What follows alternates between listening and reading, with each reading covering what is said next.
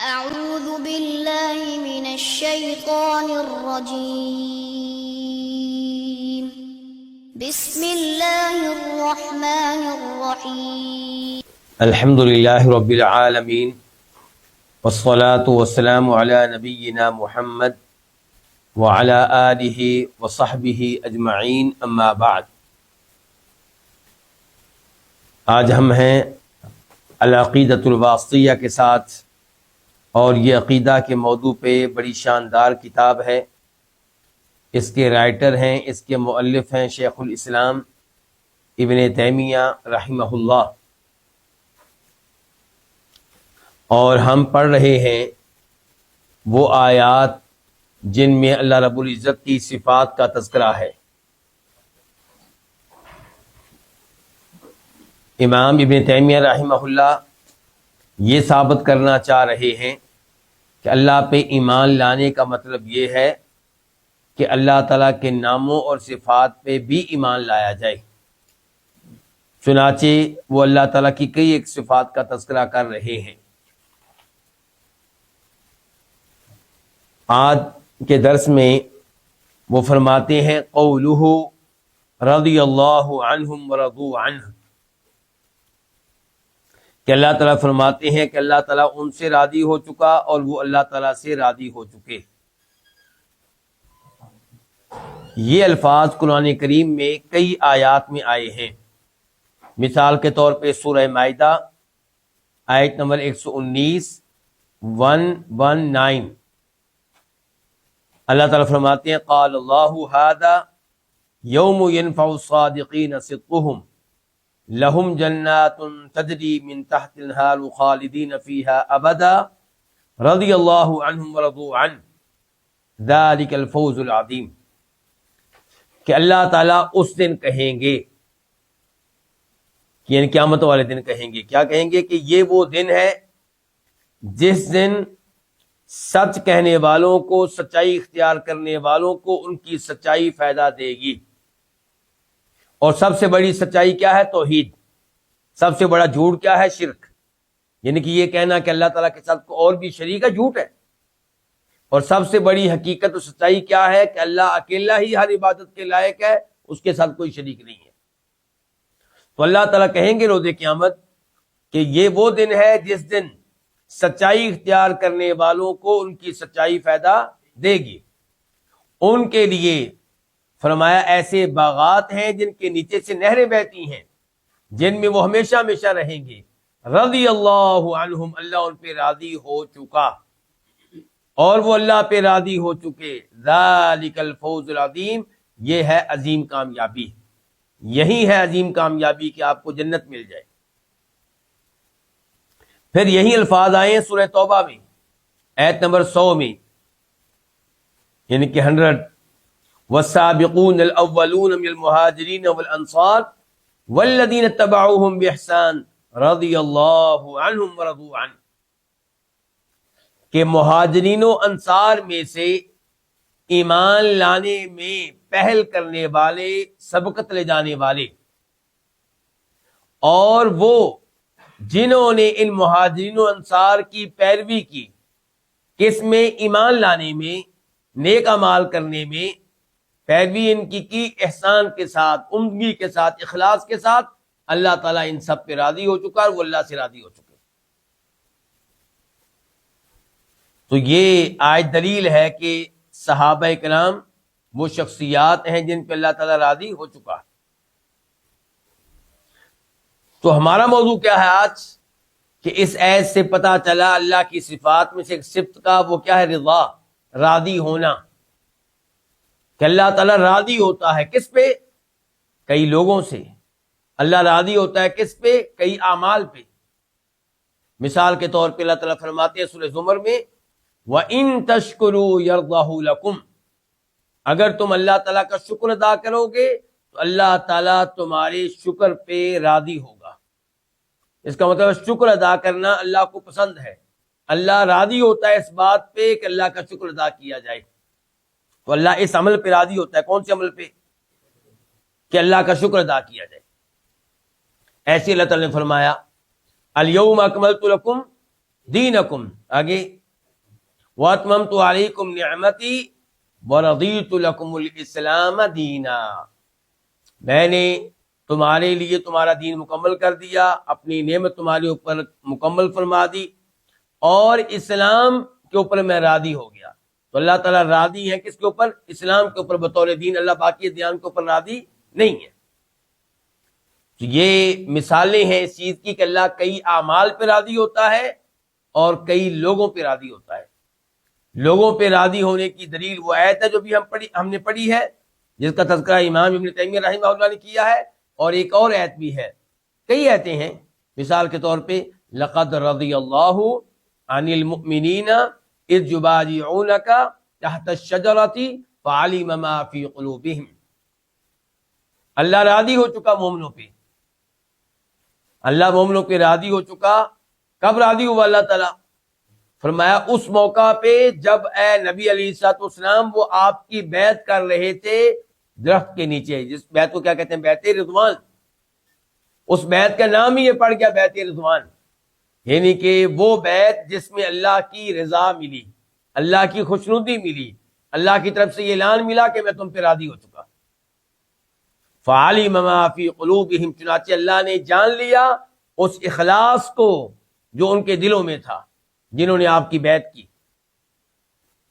तो अल्लाह ताला की सिफात में से एक सिफत यह है कि अल्लाह ताला क्या होता है?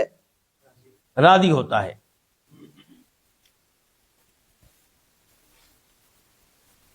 ये अल्लाह ताला की सिफात में से हकीकी सिफत है और इसकी हम तावील नहीं करेंगे। और अल्लाह ताला के राजी होने को, अल्लाह की सिफत रज़ा को मखलूक की सिफत रज़ा के मुशाबे करार नहीं देंगे। तावील वही करते हैं जो पहले अल्लाह की सिफत को मखलूक की सिफत के साथ मिलाते हैं, तशबीह देते हैं, फिर कहते हैं ये तो काम खराब हो गया। अब क्या करना चाहिए? अब यूं किया जाए कि अल्लाह की सिफत रज़ा की तावील करो। मिसाल के तौर पे मुअतज़िला कहते हैं कि अल्लाह की सिफत रज़ा से मुराद क्या है? अल्लाह का सवाब देना। अल्लाह का क्या देना? सवाब देना, अजर सवाब देना, बदला देना। मिसाल के तौर पे अल्लाह ने कहा कि मैं इन सहाबा पे राजी हो चुका, वो कहते हैं इससे मुराद हकीकतन राजी होना नहीं है, इससे मुराद ये कि मैं इनको अजर सवाब दूंगा, इनको मैं जन्नत दूंगा, इनको मैं इनामात दूंगा। ये तावील है किनकी? मुअतज़िला की। अशाइरा क्या कहते हैं? इरादा करना, यानी कि अल्लाह ने कहा कि मैं उन पर राजी हो चुका, मुराद यह है कि अल्लाह ताला ने यह कहा है कि मैंने इरादा कर लिया है कि मैं उनको सवाब दूंगा। मैंने क्या कर लिया है? इरादा कर लिया है। तो ये लोग अल्लाह ताला की सिफत रज़ा को भी नहीं मानते, जैसा कि दीगर कई सिफात को नहीं मानते। और अल्लाह ताला की सिफत रज़ा ये अल्लाह की फेली सिफत है। आप जानते हैं अल्लाह की सिफात की एक तकसीम यह है कि कुछ सिफात फेली है और कुछ सिफात जाती हैं। फेली और जाती में क्या फर्क है? जाती वो सिफात जिनके साथ अल्लाह ताला हमेशा मुत्तसिफ रहता है। मिसाल के तौर पे अल्लाह ताला जिंदगी वाला है, तो ये जिंदगी नऊज़ बिल्लाह अल्लाह की कभी होती है कभी नहीं होती, हर वक्त अल्लाह ताला हयात के साथ हमेशा मुत्तसिफ है। तो ये अल्लाह की सिफत कौन सी हुई? जाती। और फेली सिफात वो होती हैं जिनका ताल्लुक अल्लाह की मशीयत से है, अल्लाह ताला की मशीयत से है। अल्लाह जब चाहता है उन सिफात को इख्तियार करता है और जब चाहता है इख्तियार नहीं करता। आप इसी को ले लें, राजी होना। अल्लाह इन पे कब राजी हुआ? जब इन्होंने बैत की नबी अलैहिस्सलाम के हाथों पे कि हम जनाब उस्मान का बदला लिए बगैर मदीना वापस नहीं जाएंगे। हालांकि हम आए उम्रे के लिए, लड़ने के लिए नहीं आए थे, लेकिन जब ये इतला मिल चुकी कि मक्का वालों ने जनाब उस्मान को शहीद कर दिया है, तो हम ए अल्लाह के नबी अलैहिस्सलाम आपके साथ हैं, अगर आप उनसे लड़ना चाहते हैं तो हम आपके साथ मिलकर लड़ेंगे। तो ये उनका बहुत बड़ा जज्बा था, बहुत बड़ी कुर्बानी थी। अल्लाह को इतनी पसंद आई कि अल्लाह ने कहा मैं उन पर राजी हो चुका। तो उस वक्त राजी हुआ जब यही लोग काफिर थे, उस वक्त अल्लाह इन पर राजी था? नहीं था, इन पर राजी नहीं था। تو اس لیے صفت رضا اللہ کی ذاتی صفت نہیں بلکہ اللہ کی فعلی صفت ہے.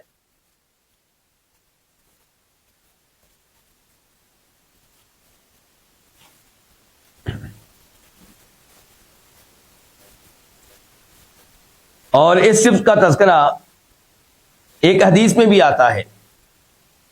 حدیث آپ کے سامنے رکھنا چاہوں گا. بخاری شریف کی حدیث ہے, نمبر ہے 7518 7518. ابو سعید خدری اس کے راوی ہے رضی اللہ تعالی عنہ کہ اللہ تعالی روز قیامت اہل جنت سے کہیں گے کیا تمہیں کچھ اور چاہیے, کوئی اور خواہش, کوئی اور نعمت؟ وہ کہیں گے یا اللہ ہمیں اور کیا چاہیے, جنت مل گئی ہے, اس سے بڑی نعمت کیا ہوگی, کون سی چیز ہے جو ہمیں میسر نہیں ہے؟ پھر تو نے ہمارے چہروں کو نورانی رکھا ہے, سفید رکھا ہے, سیاہ نہیں کیا. اللہ تعالیٰ تب کہیں گے احل علیکم رضوانی, میں تمہیں سب سے بڑی نعمت دے رہا ہوں, وہ کیا؟ رضا. احل علیکم رضوانی, میں تمہارے اوپر راضی ہونے کا اعلان کر رہا ہوں.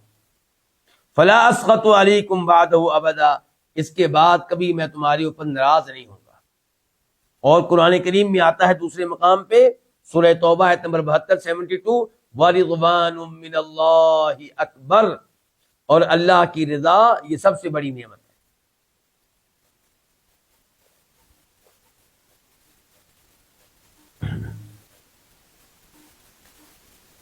اس کے بعد آج کے درس کی دوسری آیت,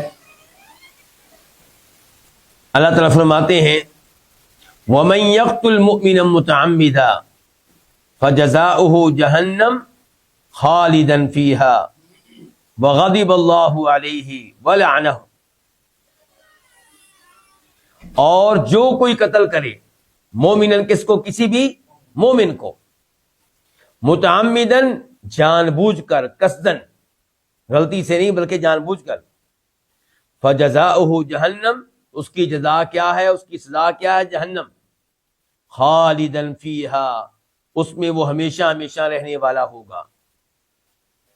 وغضب اللہ علیہ, اور اللہ تعالیٰ اس پہ ناراض ہو چکا, اللہ اس پہ غصے ہو چکا. ولعنہ, اور اللہ کی اس پہ لعنت ہو چکی.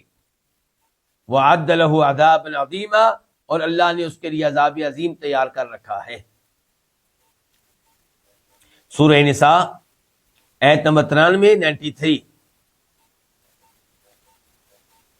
اس آیت کو سمجھیے گا.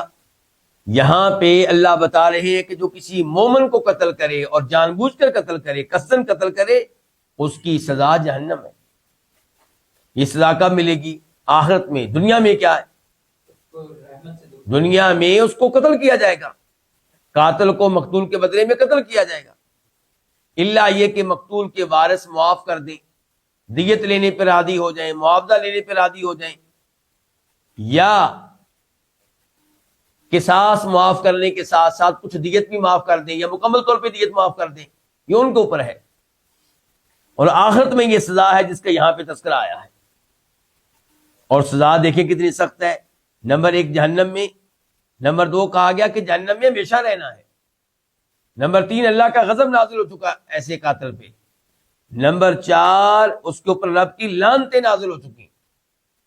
اور نمبر 5 یہ کہ اللہ نے اس کے لیے عذاب عظیم تیار کر رکھا ہے. یہاں پہ سوال یہ پیدا ہوگا کہ کیا قاتل ہمیشہ جہنم میں رہے گا؟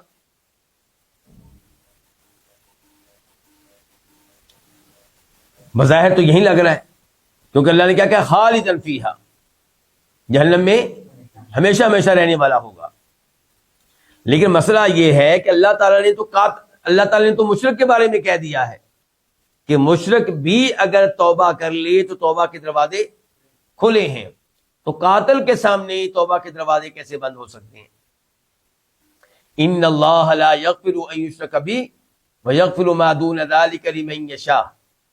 یہ الفاظ ہیں اس کے بارے میں جو شرک کی توبہ کیے بغیر فوت ہو جائے, اور جو شرک سے توبہ کر لے تو اللہ تعالیٰ کہتے ہیں قل یا عبادی الذین اسرفوا علی انفسہم لا تقنطوا من رحمت اللہ ان اللہ یغفر الذنوب جميعا انہ هو الغفور الرحیم. سورہ زمر. سورہ زمر میں اللہ تعالیٰ فرما رہے ہیں کہ اے میرے وہ بندو جنہوں نے اپنے اوپر بہت ظلم کیا، بڑے گناہ کیے، لا تقنطوا من رحمت اللہ، تم نے اللہ کی رحمت سے مایوس نہیں ہونا. اللہ تعالیٰ سارے گناہوں کو معاف کر دیتا ہے، سب گناہوں کو، اور وہ بہت بخشنے والا، نہایت رحم کرنے والا ہے. تو اللہ تعالیٰ تو شرک کو بھی معاف کر دیتے ہیں اگر توبہ کی جائے، تو قاتل کی توبہ کیسے قبول نہیں ہوگی؟ عبداللہ ابن عباس کے بارے میں یہ مشہور ہے کہ ان کا موقف یہ تھا کہ قاتل کی کوئی توبہ نہیں ہے، قاتل کے لیے کوئی توبہ نہیں ہے. اور وہ کہا کرتے تھے سورہ مائدہ قرآن کریم میں نزول کے اعتبار سے آخری صورت ہے، اس کو کسی نے کینسل نہیں کیا، منسوخ نہیں کیا. اللہ نے کہہ دیا یہاں پہ کہ قاتل ہمیشہ ہمیشہ جہنم میں رہے گا، اس کا مطلب یہ ہے کہ اس کے لیے توبہ نہیں ہے.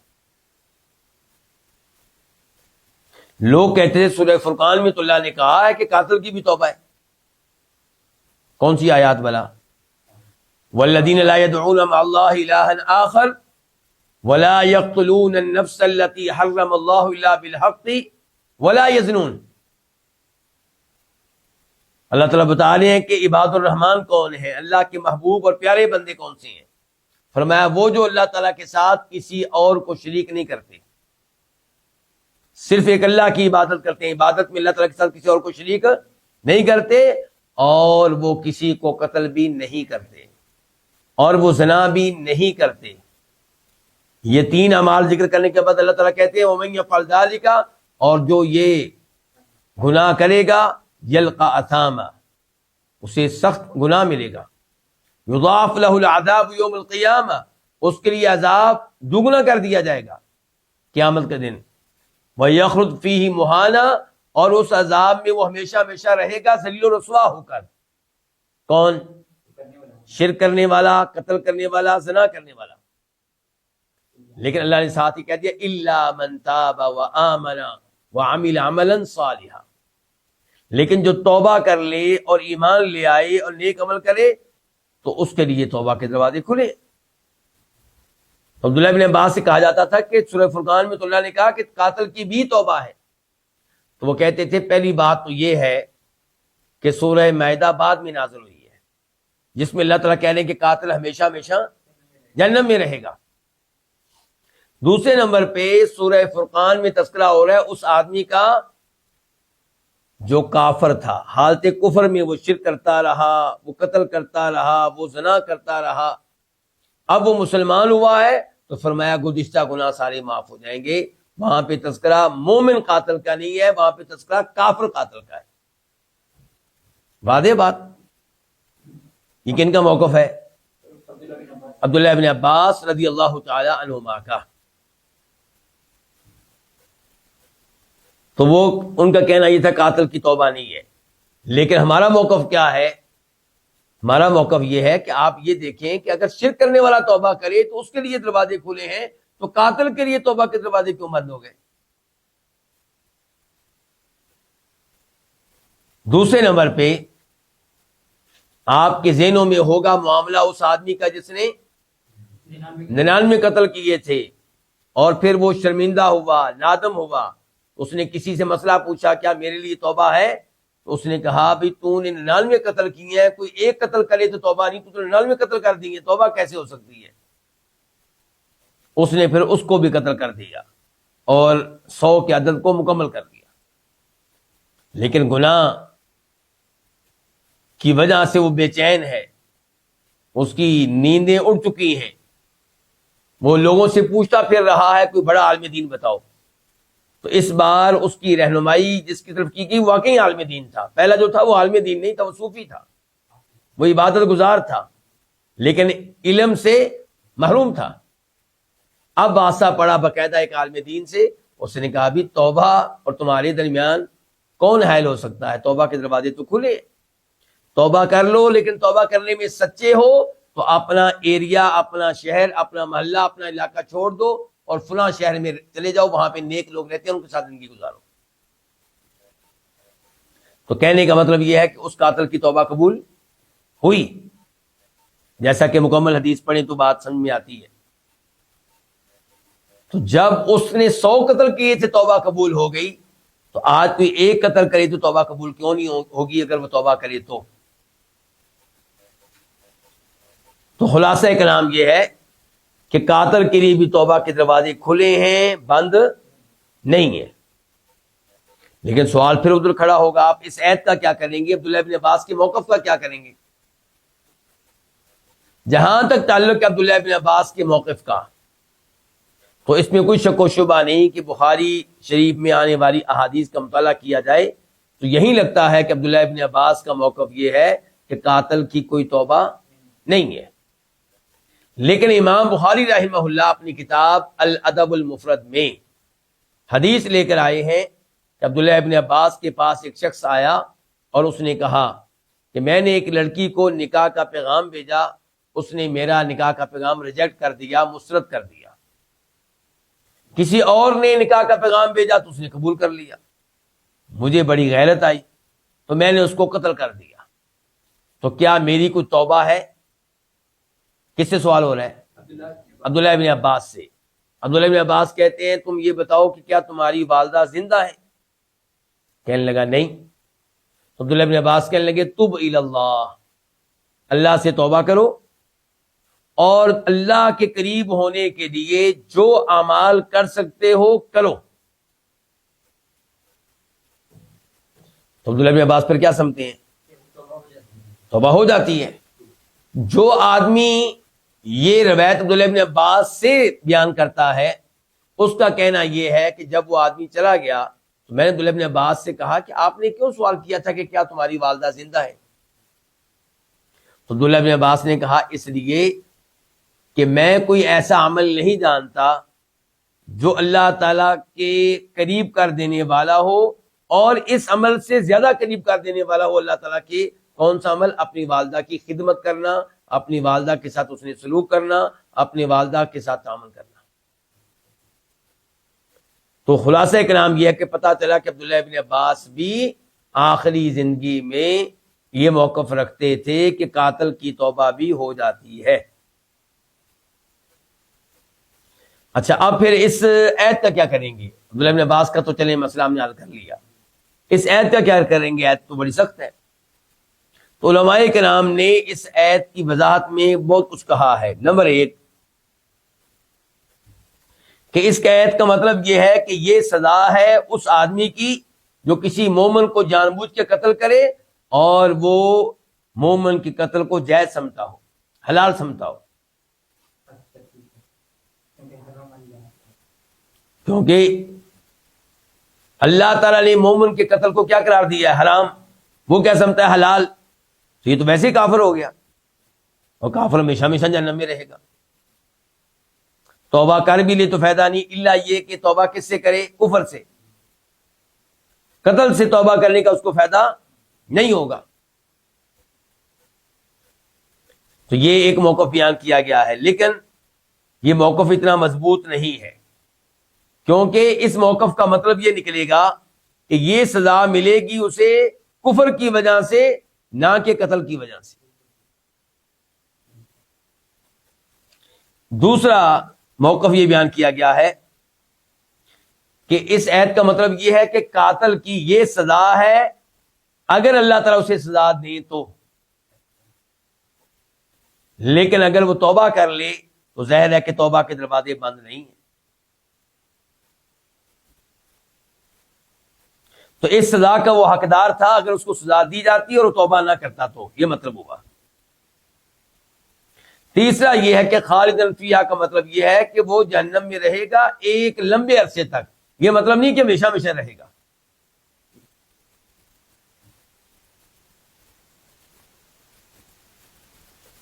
تو یہ اور بھی کئی اقوال ہیں، تو سب سے مناسب قول کون سا ہوگا؟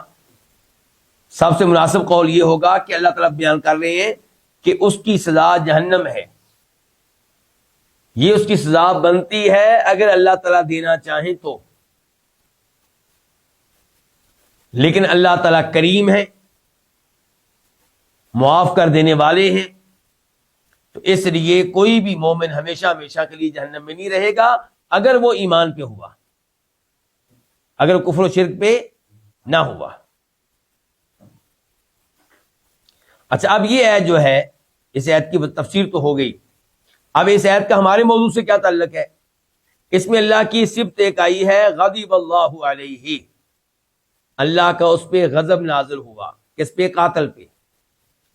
تو پتہ چلا اللہ کی صفات میں سے صفت کیا؟ غضب، اللہ کا ناراض ہو جانا، غصہ کرنا۔ تو ہم الحمدللہ اللہ کی اس صفت کو بھی قبول کرتے ہیں اور مانتے ہیں، اور ہم یہاں پہ بھی کوئی تعویل نہیں کرتے۔ اور اس کی تائید کے طور پہ ہم تو ایک حدیث بیان کریں گے، یہ بخاری شریف کی حدیث ہے، نمبر ہے 3340، 3340،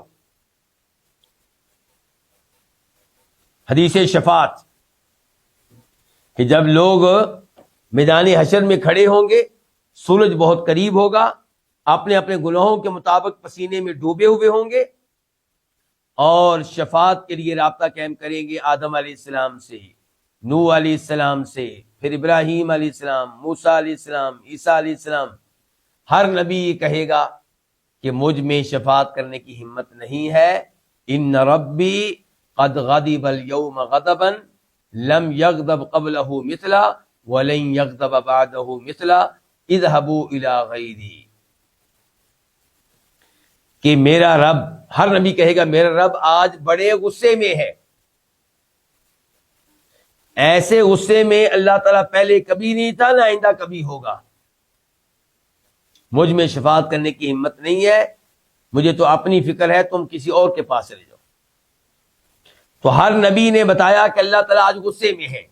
پتہ چلا انبیاء کرام کا عقیدہ کیا تھا کہ وہ اللہ کی صفات کو مانتے تھے، انبیاء کرام علیہم السلام اللہ کی صفات کو مانتے تھے، اس کی تعویلیں نہیں کرتے تھے۔ تو یہ اللہ کی صفات میں ایک صفت کیا ہے؟ غضب۔ اور اس کی بھی ظاہر ہے کہ معتزلہ اور اشاعرہ تو اس کی کیا کریں گے؟ نفی کریں گے، اس کی تعویل کریں گے۔ معتزلہ سے آپ پوچھئے غضب کا مطلب کیا ہے، اس کا مطلب ہے کہ اللہ سزا دیں گے۔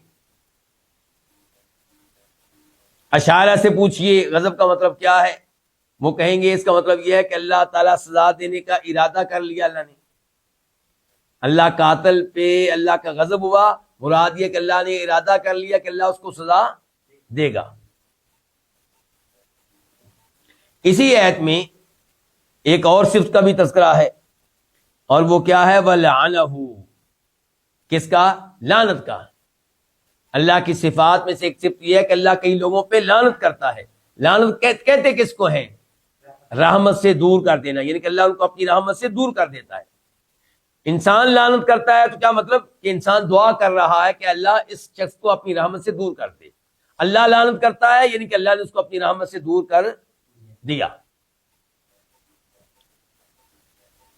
لعنت کے بارے میں ایک آیت اور بھی ذہن میں رکھیں، سورہ احزاب آیت نمبر 64، ان اللہ لعن الکافرین واعد لهم سعیرا، بے شک اللہ تعالیٰ نے کافروں پہ لعنت کی ہے، اللہ نے کافروں پہ لعنت کی، ان کو اپنی رحمت سے دور کر دیا ہے، واعد لهم سعیرا، اور اللہ نے ان کے لیے بھڑکتی ہوئی آگ تیار کر رکھی ہے۔ اللہ کی صفت لعنت کا تذکرہ احادیث میں بھی آیا ہے۔ مثال کے طور پہ بخاری شریف کی حدیث ہے 6755، 6755، فرماتے ہیں نبی علیہ الصلوۃ والسلام، المدینۃ حرم ما بین عیر الی ثور، مدینہ منورہ جو ہے یہ مقدس شہر ہے، قابل احترام شہر ہے، حرم، اس میں ایک ایریا ہے جو محترم ہے، جہاں پہ کئی حلال امور بھی حرام ہیں۔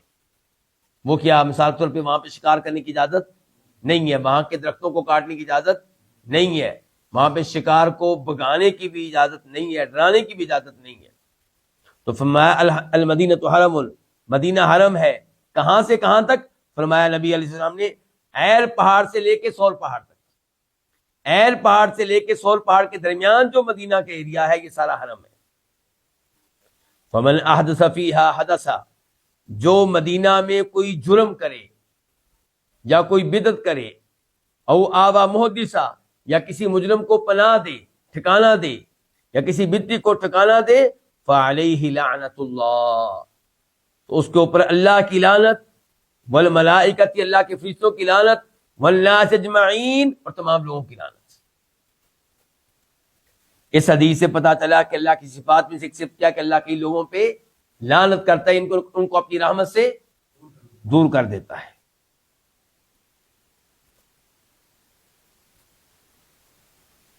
اب ہم بڑھتے ہیں آج کے درس کی آیت نمبر 3 کی طرف، اور یہ ہے سورہ محمد آیت نمبر 28 ذالک بانہم اتبعوا ما اسخط اللہ وکرہوا رضوانہ۔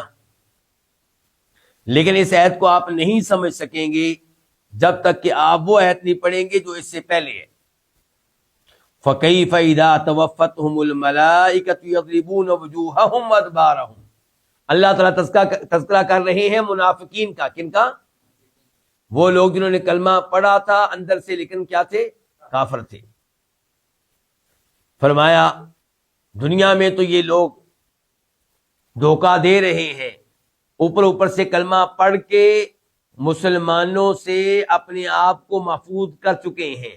مسلمان ان کو اب قتل نہیں کرتے کہ یہ ہمارے مسلمان بھائی ہیں، مسلمان ان کو تنگ نہیں کرتے کہ یہ ہمارے مسلمان بھائی ہیں، لیکن وہ اندر سے کیا ہیں؟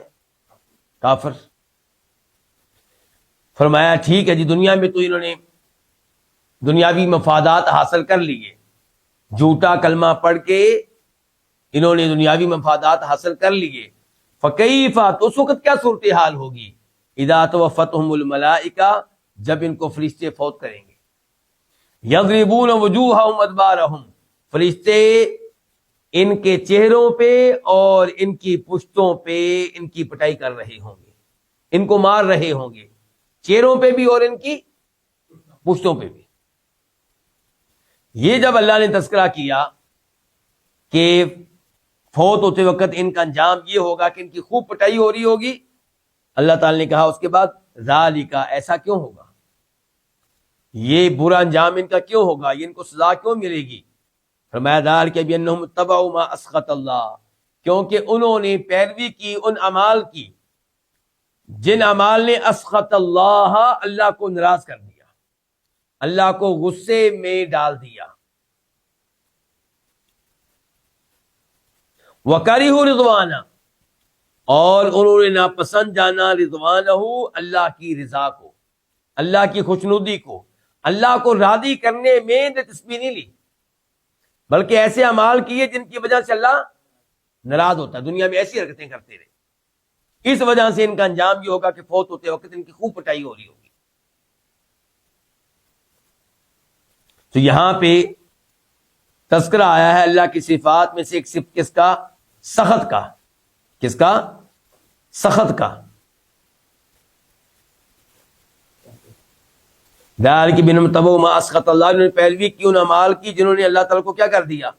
ناراض کر دیا، اللہ کو غصے میں ڈال دیا۔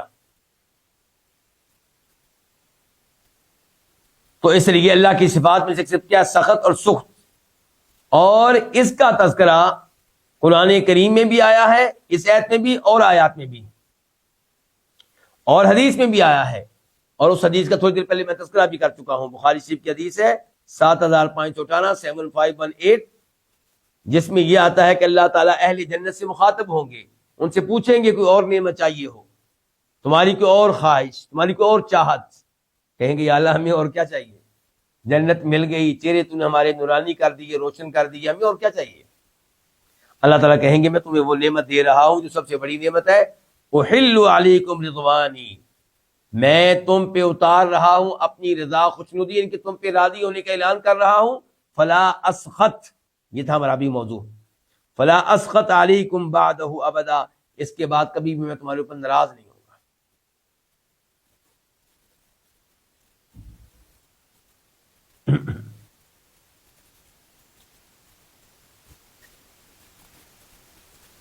اس کے بعد سورہ زخرف کی آیت نمبر 55 اللہ تعالیٰ فرماتے ہیں فلما آسفونا انتقمنا منہم، کہ جب انہوں نے کیا کیا، ہمیں غصہ دلایا، تو انتقمنا منہم، ہم نے ان سے انتقام لیا۔ یہ تذکرہ کن کا ہو رہا ہے؟ کس نے غصہ دلایا؟ فرعون اور اس کے لشکروں نے، فرعون اور اس کے چیلوں نے، فرعون اور اس کے ساتھیوں نے، فرعون اور اس کے وزیروں نے، کیونکہ تذکرہ انہی کا ہو رہا ہے۔ فرمایا فلما آسفونا، جب انہوں نے ہمیں غصہ دلایا، آسفو، اس سے پتہ چلا اللہ کی صفات میں سے ایک صفت ہے الاسف، غصہ کرنا۔ جب انہوں نے ہمیں غصہ دلایا، انتقمنا منہم، ہم نے ان سے انتقام لیا۔ کن سے؟ فرعون اور اس کے حواریوں سے۔ کیسے؟ فاغرقناہم اجمعین، ہم نے ان سب کو پانی میں ڈبو دیا، غرق کر دیا۔ تو یہاں پہ اللہ کی دو صفات آئی ہیں، ایک الاسف، غصہ کرنا، اور دوسرا انتقام لینا۔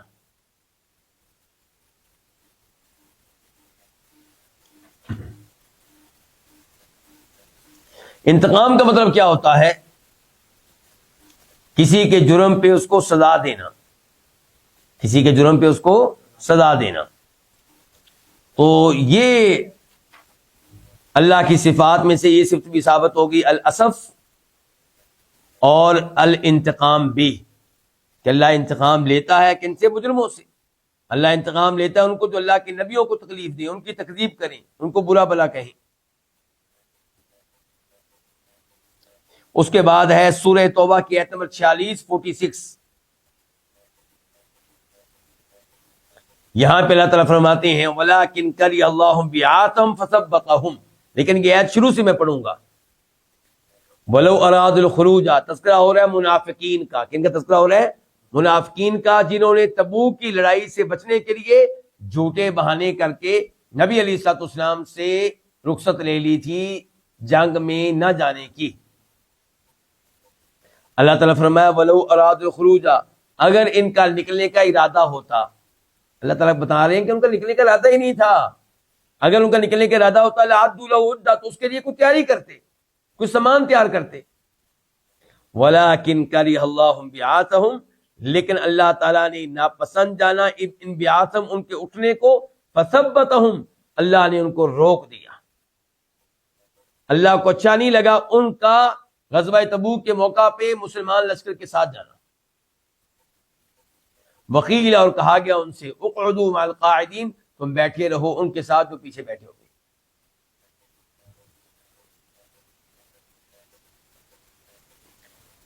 تو یہاں پہ اللہ کی صفت آئی کیا؟ الکرہ۔ کون سی؟ اللہ کا ناپسند جاننا ان کے اٹھنے کو۔ تو اللہ تعالیٰ کئی چیزوں کو ناپسند جانتے ہیں۔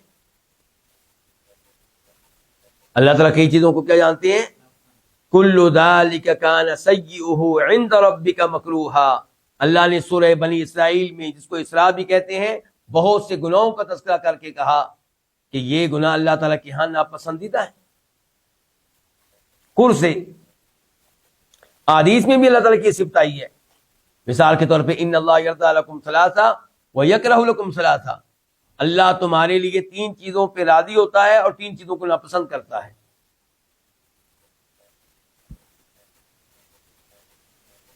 اور پھر آیت نمبر 3 سورہ صف کی، کبر مقتا عند اللہ ان تقولوا ما لا تفعلون۔ کبر بڑی چیز ہے، مقتن ناراض ہونے کے اعتبار سے، عند اللہ اللہ تعالیٰ کے ہاں کیا بڑی چیز ہے؟ ان تقولوا، کہ تم وہ کہو، وہ بات کہو جو تم کرتے نہیں ہو۔ اس آیت کا کیا مطلب ہے؟ اللہ تعالیٰ نے اس آیت سے پہلی آیت میں کہا ہے کہ یا ایھا الذین آمنوا لم تقولون ما لا تفعلون، اے ایمان والو تم کیوں کہتے ہو وہ باتیں جو تم کرتے نہیں ہو۔ اس کے بعد اللہ نے کہا کہ کبر مقتا عند اللہ، ناراض ہونے کے اعتبار سے اللہ کے ہاں یہ بہت بڑی چیز ہے، ان کے بہت بڑا جرم ہے. کیا؟ کہ کوئی وہ کہے جو اس نے کیا نہیں ہے. اس کا کیا مطلب ہے کہ تم وہ کہو جو تم کرتے نہیں ہو؟ مثال کے طور پہ اپنے جھوٹے کارنامے بیان کرنا، یہ بھی اس میں آ جائے گا. اور اس میں یہ بھی آ جائے گا کہ لوگوں کو تبلیغ کرنا کہ یہ کرو، خود ان کے اوپر عمل نہ کرنا. تو اس کا مطلب پھر یہ نہ سمجھا جائے کہ اللہ تعالیٰ ہمیں تبلیغ کرنے سے روک رہی ہیں، بلکہ اللہ تعالیٰ کہہ رہے ہیں کہ تبلیغ کرنے کے ساتھ ساتھ خود عمل بھی کرو.